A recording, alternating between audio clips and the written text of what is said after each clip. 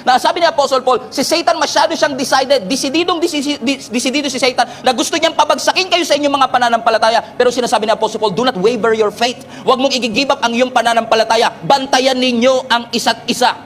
Sapagkat napakahalaga nito sa survival natin, na hindi lang tayo attached sa Diyos, kundi attached din tayo sa mga taong niligtas ng Panginoon.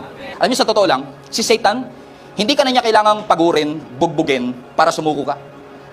Para mamatay tayo sa ating relationship kay Lord, hindi niya na kailangan tayong bigyan ng maraming problema. Alam niyo, ang gagawin lang ni Satan, i-detach ka niya sa source, mawawala ka na ng bunga.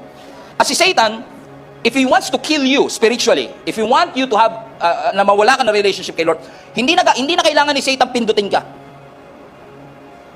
Hindi na kailangan ni Satan lamugin ka. Ang kailangan niya lang gawin, i-detach ka. At kapag ikaw ay detached sa cluster, and you are isolated, you will easily fall in any temptation. Why? You're alone. It's just a matter of time that you will realize, without